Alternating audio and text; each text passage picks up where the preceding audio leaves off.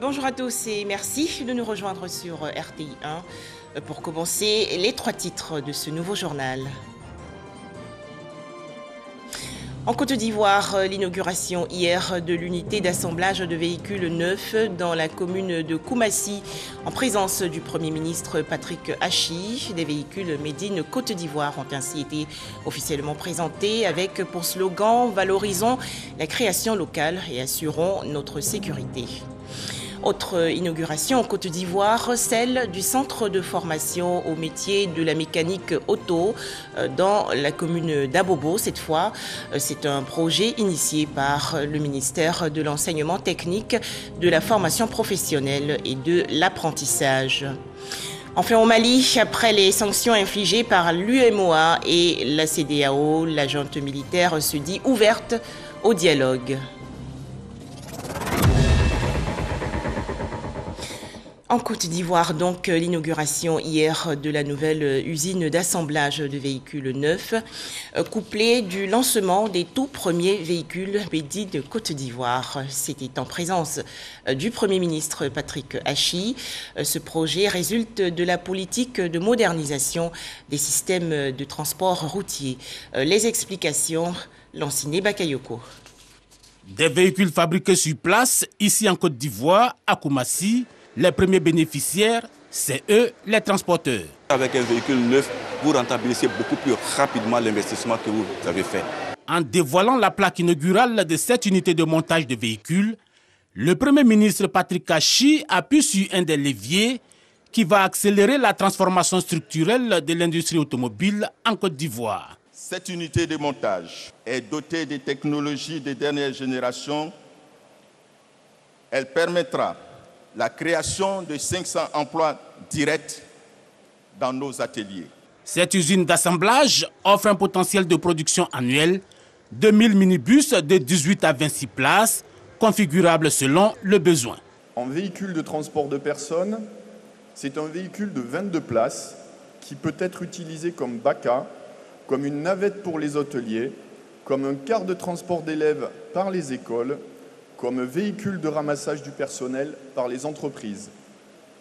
Peut être aussi utilisé en véhicule de chantier, en ambulance, mais bien entendu également en véhicule pour les pompiers, les policiers ou encore pour les gendarmes. Ces véhicules utilitaires qui coûteront 30% moins cher que les engins importés viennent donner un coup de vitesse à la politique de renouvellement du parc automobile ivoirien.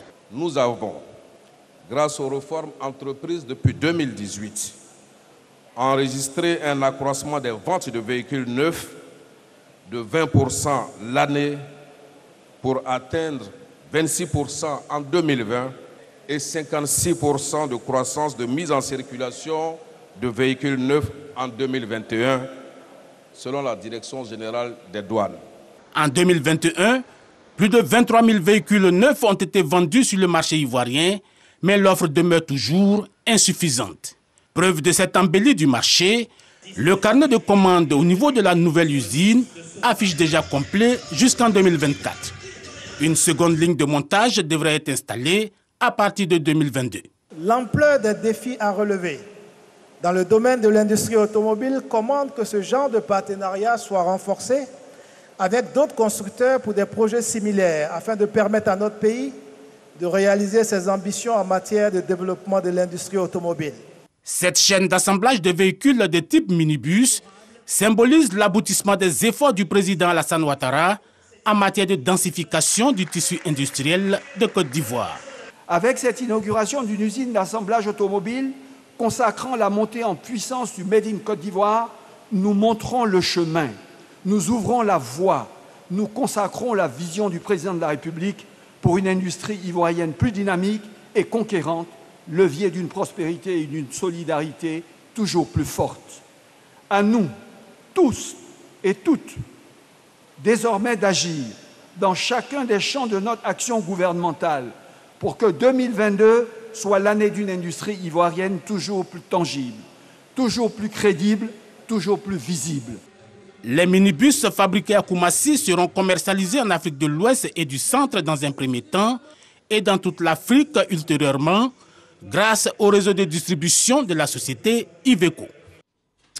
Toujours en Côte d'Ivoire, la voie du Golfe dans la commune de Cocody, ouverte depuis hier lundi à la circulation. À noter que sur l'axe, en plus d'un pont de 4 mètres de hauteur, cette voie a été dédoublée, passant d'une fois une voie à 2 fois 2 voies actuellement. La voie du Golfe avait été fermée en décembre 2021 à la circulation pour accélérer la finition des travaux. Il est exactement 9h10 ce lundi matin, un jour de travail où des véhicules circulent librement sur la voie de la Riviera Golfe sans bouchon. Fermée depuis le 23 décembre dernier pour travaux, cette voie est enfin accessible depuis ce matin.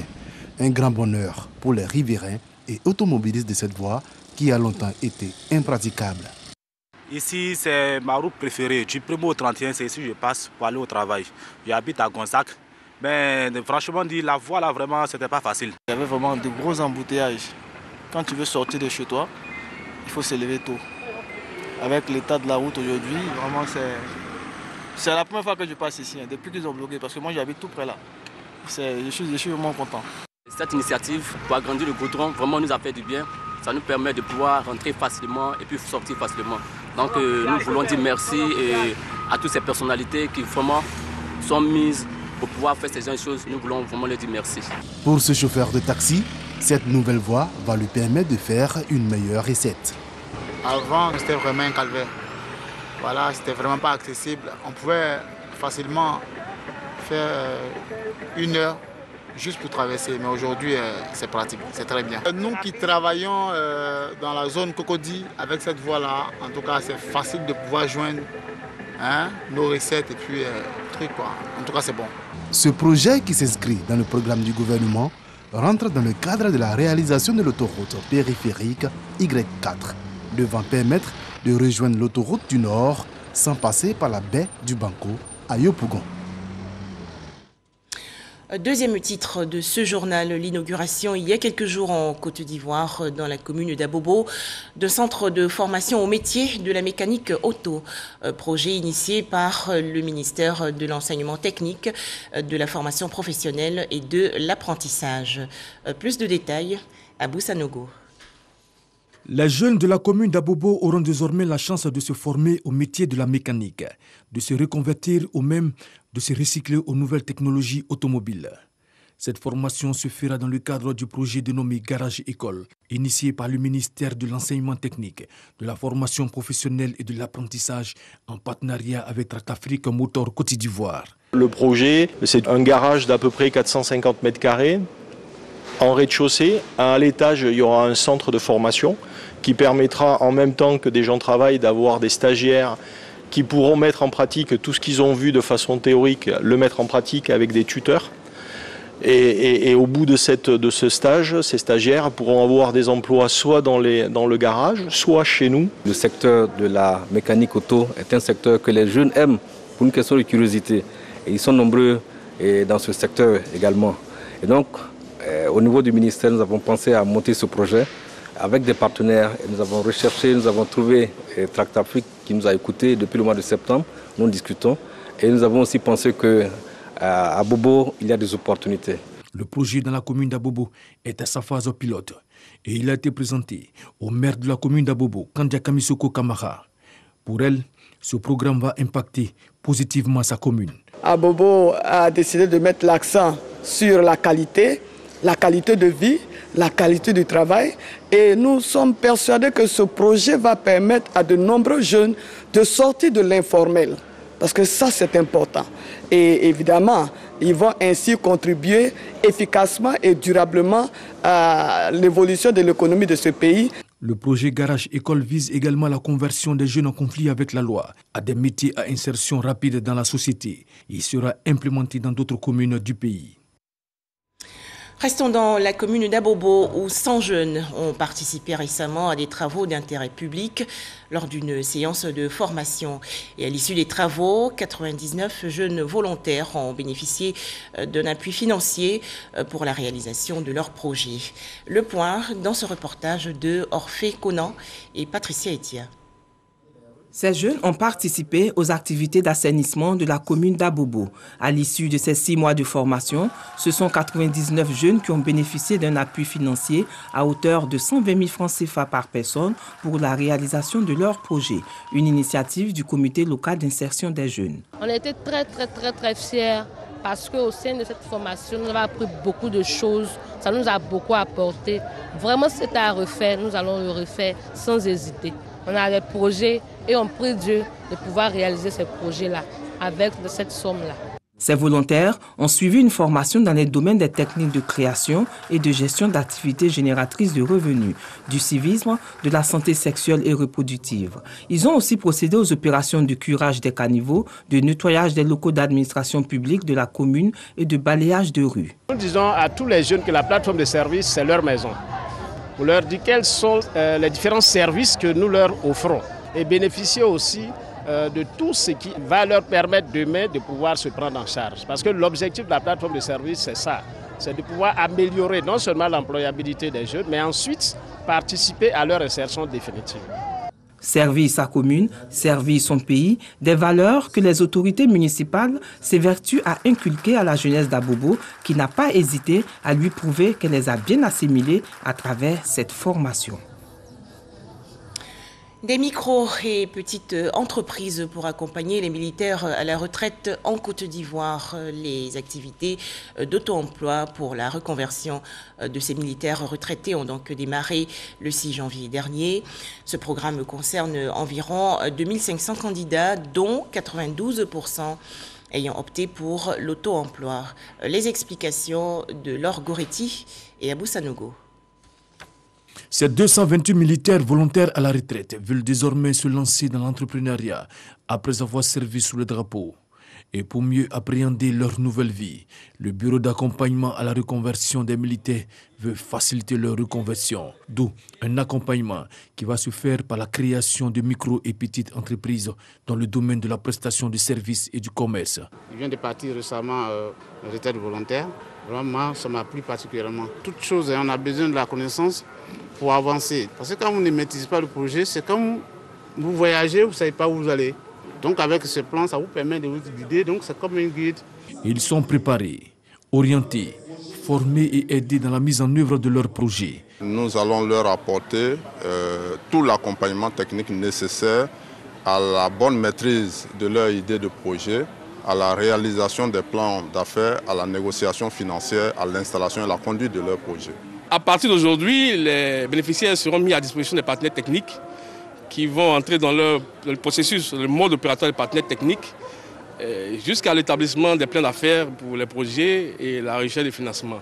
L'objectif du BAM, c'est de financer des projets pérennes, des projets qui vont permettre aux bénéficiaires de s'assumer dans la société et d'avoir des revenus sur une longue période. Sur 5600 candidats éligibles, 2200 sont inscrits dans le programme de reconversion. 70 d'entre eux ont souhaité une insertion dans la fonction publique, 106 vers le secteur privé et 1932, soit 92% intéressés par l'auto-emploi. Bouaké, dans la région centre du pays, une journée porte ouverte initiée récemment par les forces de défense et de sécurité. Il s'agissait pour les FDS de présenter et expliquer avec précision leur rôle et mission. C'est un reportage de Soro Corona de RTI Bouaké. Mettre fin à la défiance et briser le mur de méfiance entre les forces de défense et de sécurité et la population civile. Contribuer à la restauration de la confiance et à la prévention des conflits pouvant survenir entre les corps habillés et les jeunes. Mission assignée aux cellules civilo-militaires installées dans les régions. À Bouaké, une journée porte ouverte est initiée. Cette journée vise à faire un zoom sur le rôle et mission des forces de défense et de sécurité. Cette activité aussi, c'est dans le cadre du rapprochement, aménation et aussi renforcer les liens qu'il y a entre la population et son armée. Des communications et démonstrations des douanes nationales, des sapeurs-pompiers militaires, de la police municipale, de la gendarmerie et de la police nationale de l'armée ont permis aux populations de savoir les services qu'offrent ces forces militaires et paramilitaires. Après cette rencontre, ça va être l'occasion pour nous de continuer à sensibiliser les jeunes, parce que les jeunes doivent apporter leur contribution, les jeunes doivent être au cœur de la sécurité. À travers cet événement, je crois que ce mur est brisé. Et s'il y a quelque chose aujourd'hui, nous allons informer les forces de l'ordre. Les différentes organisations de la société civile travaillent pour améliorer les liens armées-nation. Cette journée porte ouverte bénéficie du soutien du National Democratic Institute, NDI. La cellule civilo-militaire sensibilise les populations sur les problématiques sécuritaires, la prévention, l'anticipation et la résolution des conflits communautaires. Retour dans le district d'Abidjan. Un refuge des victimes des violences basées sur le genre a été inauguré récemment dans la commune de Cocody. Ce centre va accueillir les filles, femmes et enfants victimes de maltraitance. À noter que ce projet vise à prévenir et répondre aux cas de violences faites sur les filles et femmes en leur offrant une maison de transition et des services psychosociaux et économiques. Noël Dagnogo et Abou Sanogo. 20 lits, des chambres, des salles de jeu et de travail et une piscine. C'est le refuge Bloom, inauguré par la ministre de la Solidarité et de la lutte contre la pauvreté, Miss Belmono Dogo, destiné à accueillir les filles et les femmes avec leurs enfants victimes de violences basées sur le genre. Ces femmes bénéficieront de prêts pour commencer une activité génératrice de revenus et une prise en charge holistique et médicale, psychosociale et financière. Une initiative de l'ONG Bloom. L'État fait beaucoup, mais il faut qu'on puisse aussi accompagner l'État, aux côtés de l'État aussi poser des actes pour prouver que effectivement nous prenons conscience de notre statut de femme et qu'en tant que femme nous pouvons aussi apporter des solutions à nos sœurs. Une initiative soutenue par les artistes, comédiens et chanteurs. L'homme a toujours été la protection de la femme qui représente tout pour nous. Donc si cette femme-là est dans les difficultés, on se doit quand même de se lever tous pour apporter notre soutien. Un geste salué par les ministères de la femme, de la famille et de l'enfant, de la solidarité et de la lutte contre la pauvreté. Ainsi, ils invitent les femmes à déposer les masques pour se reconstruire. Ce beau édifice est un cadeau qu'elle offre aux femmes et le ministère de la Solidarité, en synergie avec le ministère de la Femme, accompagnera l'ONG Bloom pour le bon fonctionnement de ce siège. Un refuge qui servira de centre d'écoute des femmes et des filles victimes de violences basées sur le genre. Le centre a aussi pour rôle d'accompagner les victimes à s'insérer dans la vie socio-professionnelle.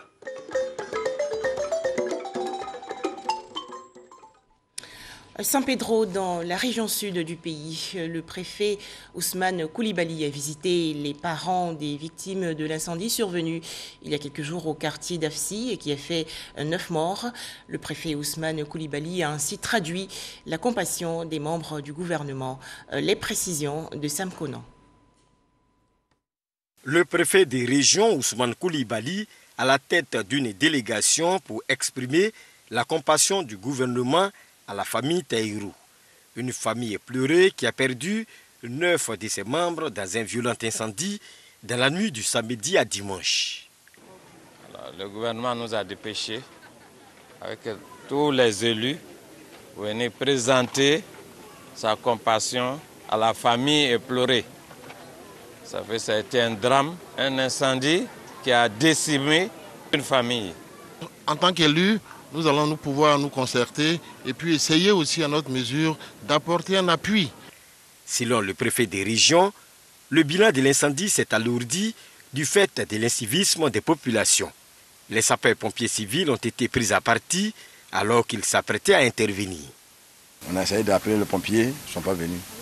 Bon, il n'y avait pas de solution où il faut éteindre le feu. C'est tardivement que nous avons été alertés. Mais nous nous sommes rendus sur les lieux. Et arrivé sur le lieu, on a été pris à partie par la population, disant que c'est maintenant qu'on arrivait. Ce qui est arrivé, on pouvait sauver quelque chose. Mais ils n'ont pas permis aux pompiers d'accéder. Et mieux, ils ont voulu aller s'en prendre encore à la caserne. Et c'est cet incivisme qui, aujourd'hui, nous a causé ce gros tort. Les 4 blessés du côté des sapeurs-pompiers ont reçu la visite de la délégation conduite par le préfet des régions. Ousmane Koulibaly, après avoir remonté le moral des troupes, lance un appel afin que les populations ne s'en prennent plus aux sapeurs-pompiers civils. Je voudrais demander à toute la population de sensibiliser nos jeunes gens, de sensibiliser nos familles, de sensibiliser nos parents, afin que chacun prenne conscience des gravités de l'incivisme. Dans la caserne des sapeurs-pompiers civils de San Pedro, tous les véhicules d'intervention incendie sont hors d'état d'usage. Tout a été caillassé. Les gestes barrières et la vaccination sont utiles pour mettre fin au coronavirus.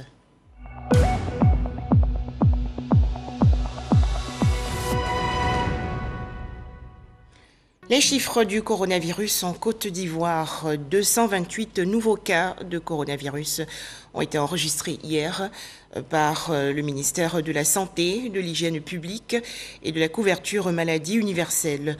La Côte d'Ivoire dénombre actuellement 77 677 cas confirmés de coronavirus, 70 027 personnes guéries, 738 décès et 6 912 cas actifs. Tous faisons-nous vacciner contre le coronavirus. Un tout autre sujet à présent avec les activités de l'organisation non gouvernementale Indigo. Cette structure a présenté récemment à la presse les résultats des espaces de consultation et de dialogue citoyen. Alec Lavry et Abou Sanogo. L'ONG Indigo Côte d'Ivoire partage les résultats de ces espaces de consultation et de dialogue citoyen.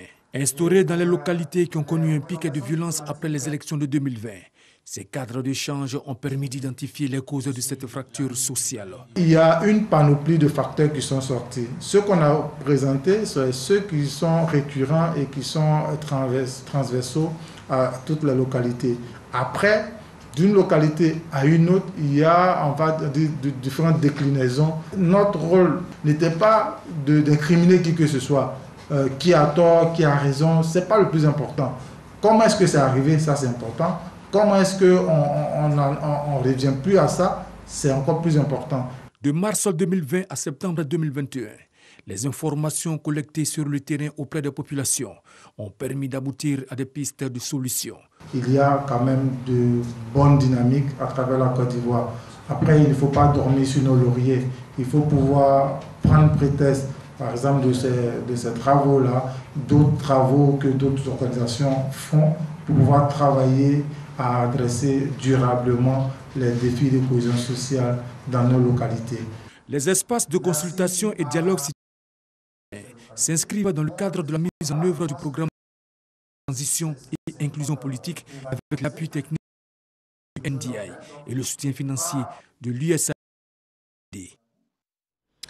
Toujours en Côte d'Ivoire, la ministre gouverneure du district des Lacs confie sa mission aux chefs traditionnels. Raymond Goudou-Kofi a sollicité leur implication dans la consolidation de la paix et de la cohésion sociale dans 3 régions du centre et du centre-est, notamment le Bélier, l'Ifou et le Hongzi. Les précisions de Soro Corona de RTI Bouaké.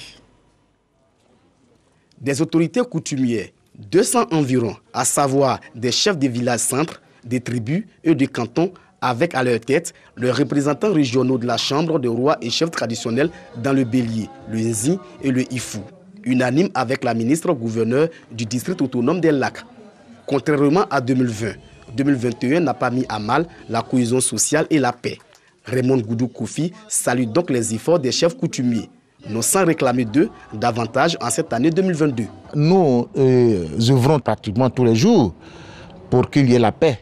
Parce que si cette paix, qui est le socle de tout développement, n'est pas établie, il va sans dire que rien ne pourrait être possible. Et à notre niveau, nous ferons en sorte que la population et les forces vives puissent conjuguer leurs efforts afin que cette mission puisse aboutir. À ses interlocuteurs, la ministre gouverneure promet ériger la rencontre annuelle du Toumoudi en rendez-vous tournant. Le but, mieux apprécier pour durablement lever les obstacles ou vivre ensemble dans chaque région et renforcer ainsi la cohésion et la paix. Nous allons seulement demander aux chefs traditionnels et représentants de la Chambre des rois et chefs traditionnels de faire en sorte que 2022 soit la matérialisation efficace et efficiente de cette mission à eux confiée par le président de la République. Si nous passons par nos garants des us et coutumes qui ont déjà fondamentalement la mission de créer la cohésion, dans ce cas-là, vous comprenez que ma mission à moi, elle sera facilitée. Raymond Goudou Kofi présente 3 cadres du seul département du Toumoudi, nouvellement promus par le chef de l'État. Comme pour la ministre-gouverneur, d'inviter le district autonome des Lacs à soutenir le président de la République.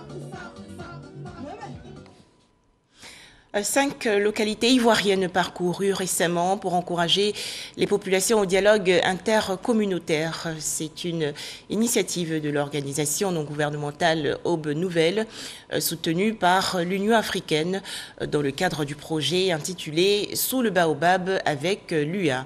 Les détails, Angela Diallo et Sidonie Davila. Sous le baobab avec l'Union africaine. Un concept qui prône le vivre ensemble et la culture du dialogue. Ce projet, qui est un moyen de prévention de conflits et de troubles, vise à renforcer la cohésion sociale intercommunautaire dans les localités affectées par des conflits. Un projet en partenariat avec l'ONG Aube Nouvelle.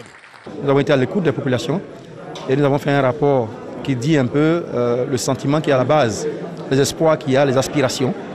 Et c'est notre rôle en tant qu'association d'accompagner les initiatives du gouvernement. Il n'y a pas d'autre alternative à la paix qu'à la paix. Sous le baobab avec l'Union africaine, un projet novateur qui vient soulager les jeunes. Nous soutenons cette initiative et nous continuerons à travailler sur le terrain pour que les populations ivoiriennes vivent en bonne symbiose pour le développement de la Côte d'Ivoire. Pendant 4 jours, les acteurs de ce projet ont parcouru les localités de Bouna, Béoumi, Daoukro, Dabou et de Toumoudi. À l'issue de cette tournée, plusieurs actions ont été réalisées pour la réussite de ce projet. Nous avons entendu les aînés sur le terrain.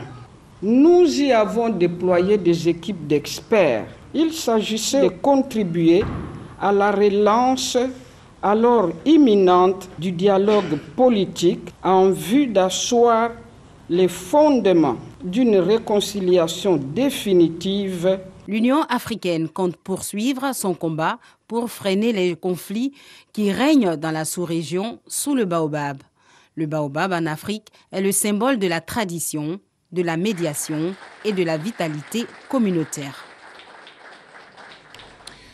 Dans l'actualité également, la 7e édition du Festival des Arts et des Cultures, le Festi Ponvogo. Les réjouissances se sont déroulées dans la région nord du pays autour du thème « La culture, facteur d'autonomisation de la femme en pays sénoufo ». 4 jours de festival au rythme du balafon.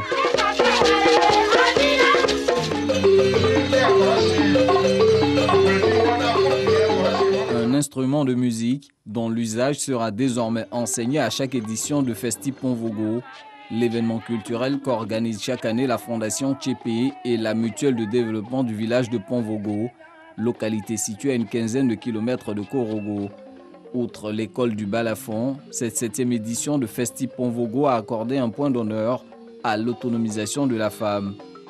Nous attendons que nos braves dames, leaders que nous essayons de former, puissent enrôler d'autres dames qui sont dans les différentes coopératives, de sorte qu'il y ait en fait une croissance explosive en termes donc, de développement et de la lutte contre la pauvreté. Occasion de réjouissance culturelle, Festi Ponvogo se donne désormais une dimension spirituelle. Cette année, les organisateurs ont initié des prières œcuméniques. Nous avons procédé à l'adoration des génies, des rituels au bois sacré. Puis est venu donc un jour que nous avons consacré aux religions révélées. Nous avons une grande lecture coranique et en plus, nous avons fait une veillée religieuse d'obédience catholique. Festi Ponvogo rime avec les actions de développement. Ainsi, ce 7e rendez-vous culturel a vu le lancement des émissions de Tchépé FM, la radio rurale de Ponvogo. La sage-femme et l'infirmier devant exercer au centre de santé du village ont aussi été présentés au grand public. Littérature, la cérémonie de récompense des manuscrits d'or, concours ouvert aux jeunes pousses de la littérature ivoirienne. La 5e édition de cet événement, c'est avec Alec Lavry et Didier Nguessan. Le lycée classique d'Abidjan est un lycée d'excellence pour la cérémonie de récompense des lauréats des manuscrits d'or 2021. Un concours littéraire destiné aux élèves et étudiants âgés de 12 à 35 ans. Pour sa 5e édition, ce sont 18 manuscrits, tous genres et toutes catégories confondues, qui sont primés. Avoir été sélectionné parmi tant d'autres, c'est vraiment la joie. Nous sommes en plein Covid actuellement. Et pour moi, c'est comment décrire ce que je ressentais. Et c'est ce que j'ai fait. Avec tout ce qu'on a eu comme atelier d'écriture, bien sûr, je crois que je pourrais m'en servir pour pouvoir en fait renforcer mes capacités en écriture. Après 10 ans d'interruption, ce concours initié par Valais Éditions revient. Au titre des innovations, un atelier d'écriture. Le message, c'est de demander aux jeunes des lycées et collèges, des étudiants et tous les jeunes, tous les Ivoiriens en général, de faire en sorte que le livre soit leur ami, de lire. Parce que c'est le but de cette activité, lire, lire et lire.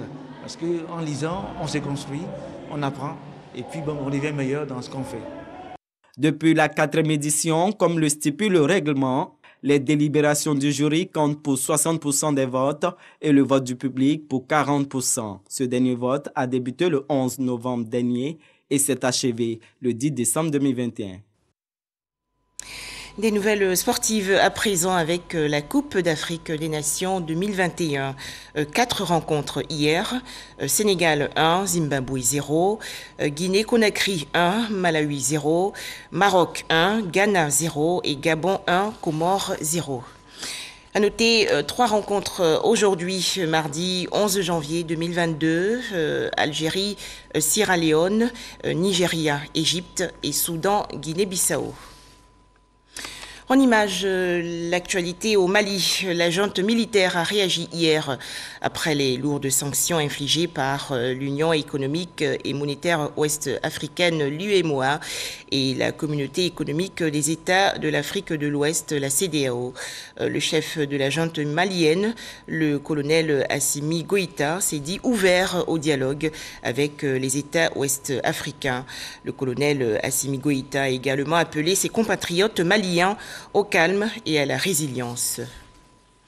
Enfin, cet appel de l'Organisation des Nations Unies, l'ONU, demande près de 4,4 milliards de dollars pour financer les besoins humanitaires des populations afghanes dont le pays vit une dramatique crise économique.